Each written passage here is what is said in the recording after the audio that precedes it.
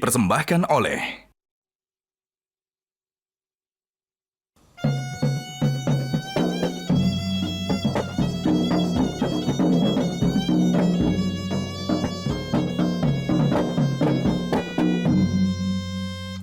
Assalamualaikum warahmatullahi wabarakatuh. Waalaikumsalam warahmatullahi wabarakatuh. Berkaitan dengan makna sahur, Prabdin. Apa sih sebenarnya yang dimaksud dengan sahur? Ya, sahur menjadi salah satu kegiatan umat Islam pada bulan suci Ramadan, yaitu makan dini hari. Setelah sahur mungkin ada kaitan dengan tidak tidur ya, atau bangun dari tidur.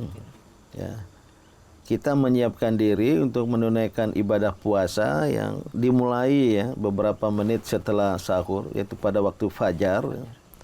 Ya, agar kita berpuasa tidak dari kosong. Ya, karena walaupun sudah makan malam, buka puasanya makan besar ya. Tapi kan ya Allah ya, memungkinkan kita untuk menyiapkan diri.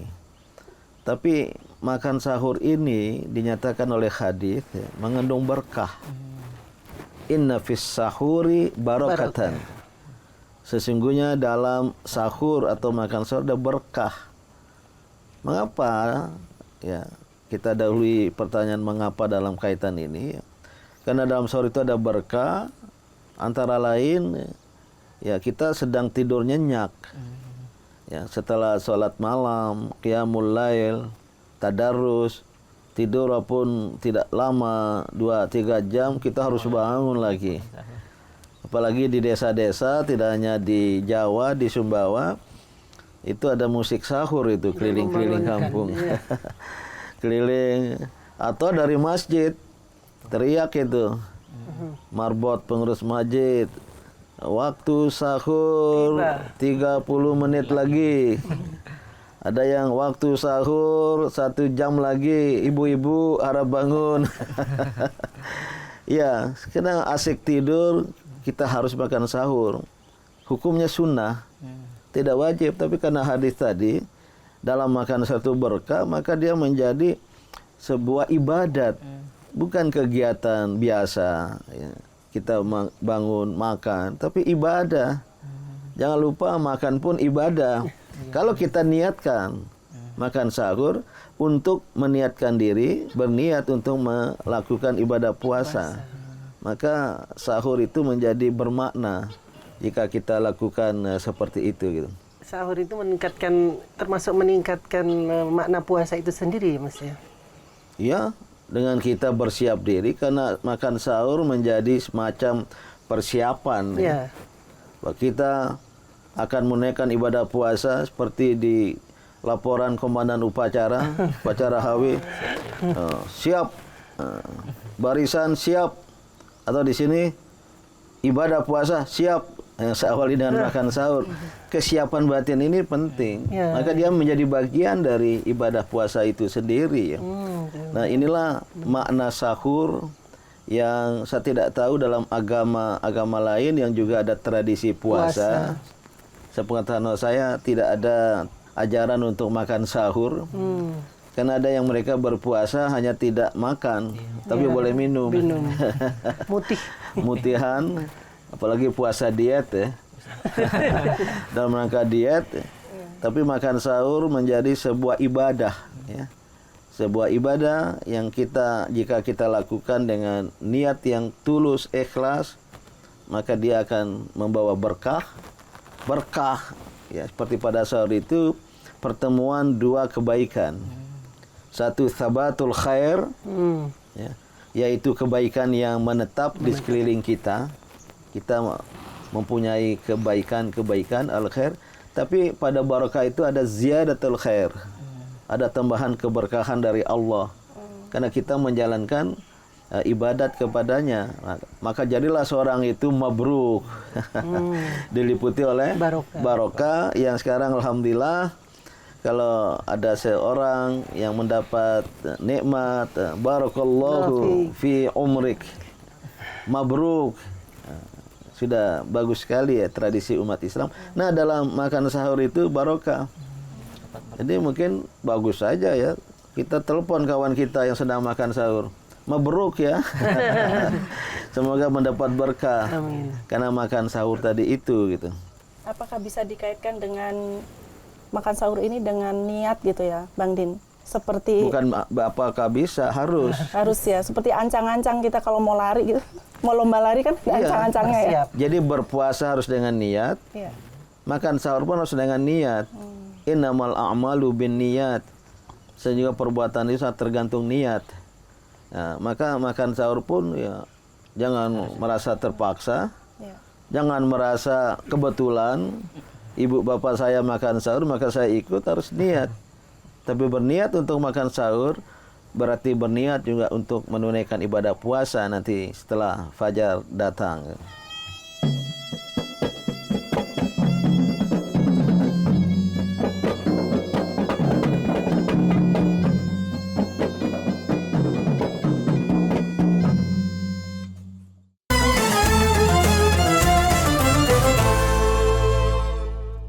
Dipersembahkan oleh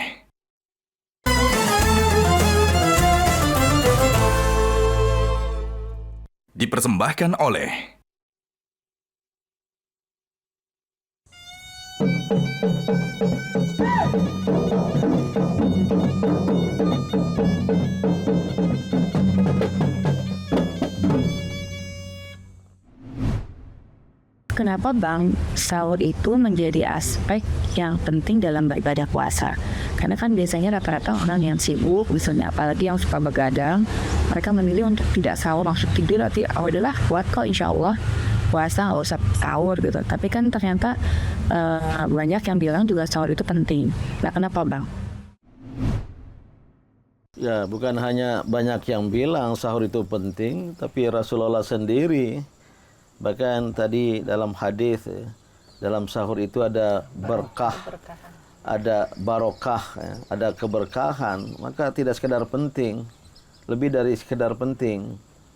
Nah, mengapa demikian? Ya, karena sahur itu adalah bisa disebut sebagai prakondisi, sebagai persiapan kita menunaikan ibadah puasa.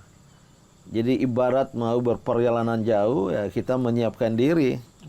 Sahur seperti itu.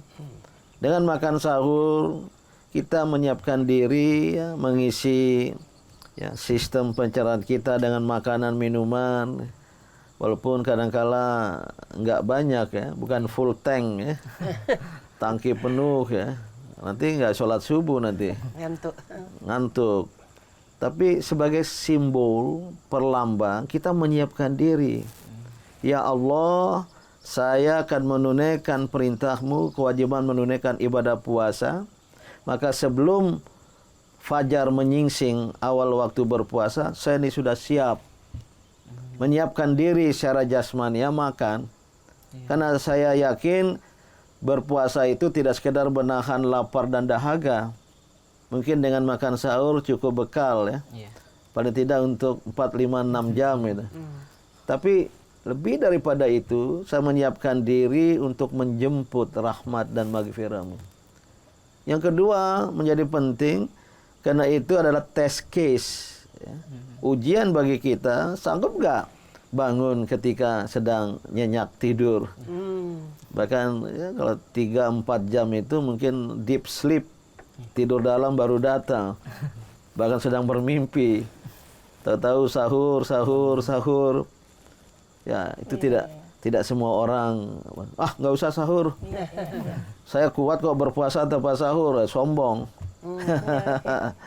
Dia lupa dalam sahur itu ada berkah. Jadi mengapa ya penting makan sahur itu karena nilai-nilai seperti itu. Mengapa di dalam sahur itu kita bisa menjadi apa? Bisa untuk menguatkan puasa kita? Ya, tentu secara sederhana karena kita sudah mengisi perut. Jadi memulai puasa bukan dari kekosongan. Dan oleh karena itu ya sahur walaupun ya berfungsi untuk menyiapkan jasmani kita yang sudah terisi dengan makan, minum, ada asupan. Ya. Tapi kembali tadi ya itu suatu persiapan jiwa ya, untuk kita berpuasa. Dan yang kedua ya sahur itu kalau dalam keluarga ya nyaris tak terelakkan akan dilakukan secara bersama. Iya. Secara berjamaah karena seluruh anggota keluarga sedang ada di rumah. Kecuali yang belum pulang. Alasannya tadarus ya. Jadi bisa Di luar silaturahmi rumah. juga ya di sahur. Artinya di situ ada ajang bagi keluarga, sarana untuk bertemu.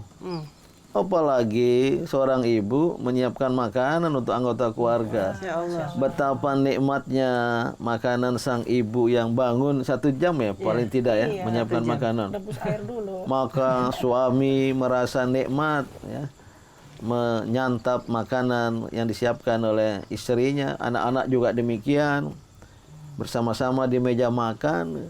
Saya melihat ada fungsi sosial kekeluargaan dari makan sahur. Sehingga sekarang ya karena lebih tidak ada waktu untuk buka puasa bersama, maka undangannya makan sahur bersama. Di sebuah rumah, di sebuah komunitas terjadi itu. Ya. Tapi lebih karena tidak ada waktu lagi ya, saking banyaknya bukber buka puasa bersama, iftar jama'i. Tapi juga ada yang melihat pada makan sahur itu ada kebersamaan. Iya. Maka mungkin bagus untuk ditradisikan juga. Tapi paling tidak sekali lagi yaitu berkumpulnya anggota keluarga ya walaupun baru tidur nikmat, nyenyak, lelap, tapi begitu bangun segar udara pagi ya. Maka bersama-sama saya kira pendidikan dan penanaman nilai-nilai kekeluargaan, kebersamaan akan menjadi efek, apalagi berlanjut. Begitu imsak, berhenti makan sahur, bentar lagi adzan subuh, satu keluarga menunaikan sholat subuh berjamaah. Sang bapak menjadi imam, atau bersama-sama ke masjid, di lingkungannya. Ini sebuah tradisi yang bersifat edukatif.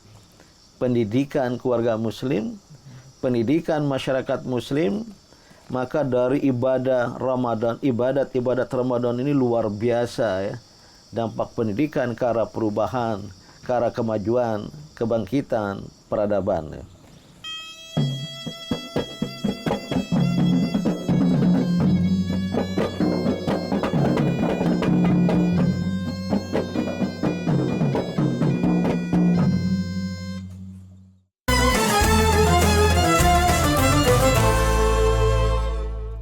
Dipersembahkan oleh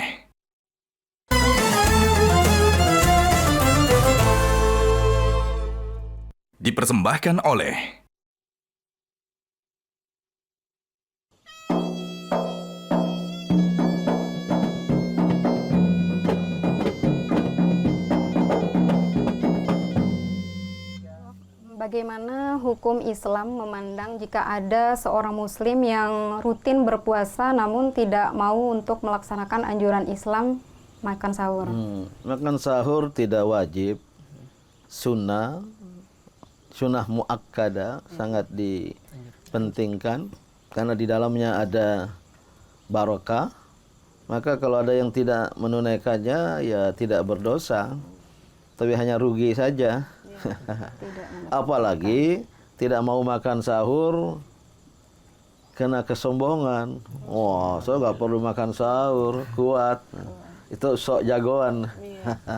Wah, dapat dosa dari kesombongannya itu. Apalagi terhadap perintah Allah, terhadap anjuran Allah.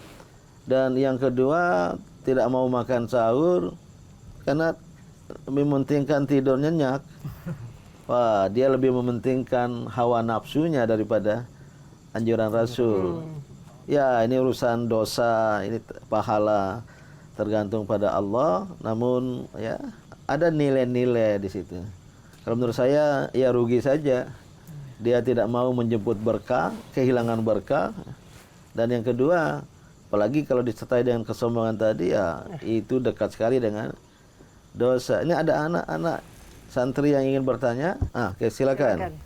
Oke, bismillahirrahmanirrahim. Assalamualaikum warahmatullahi wabarakatuh. Waalaikumsalam.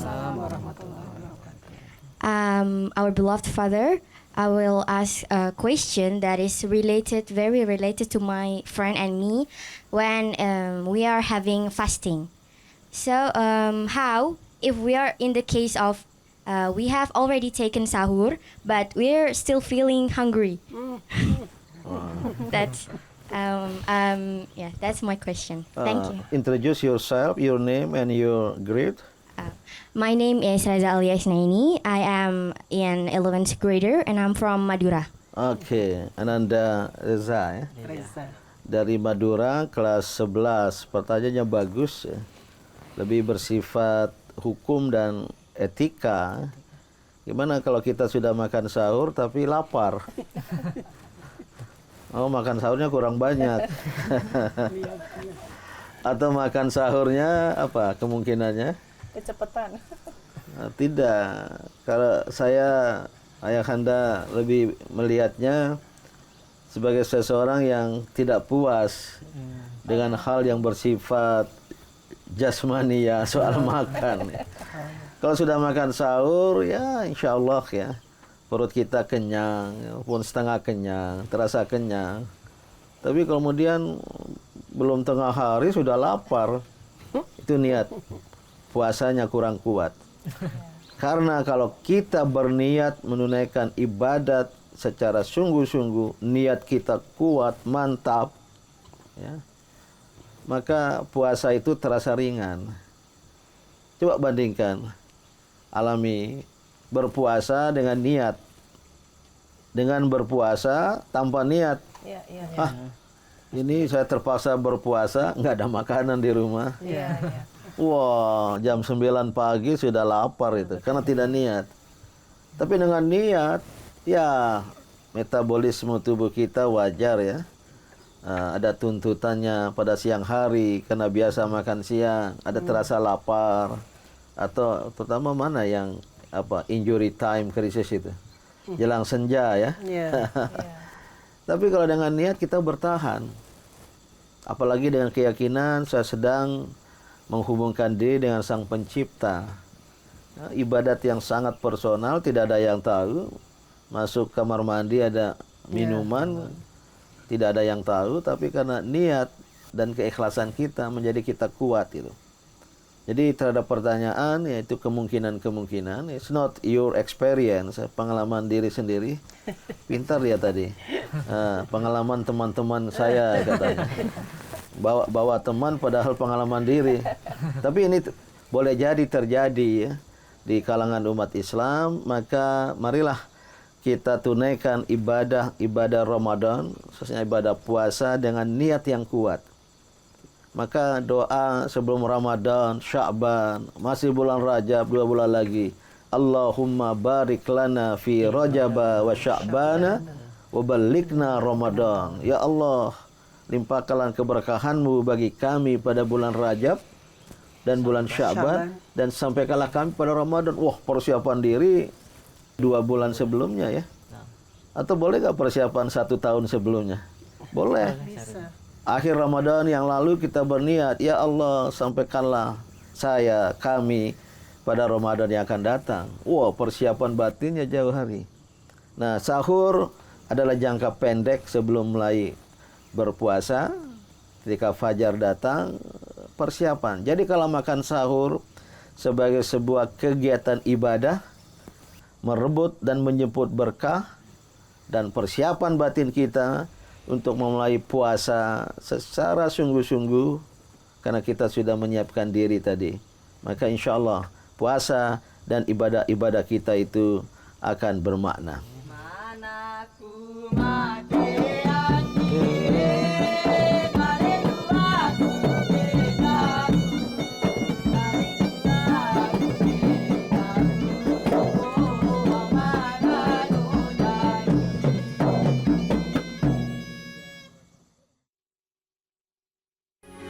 Metro TV.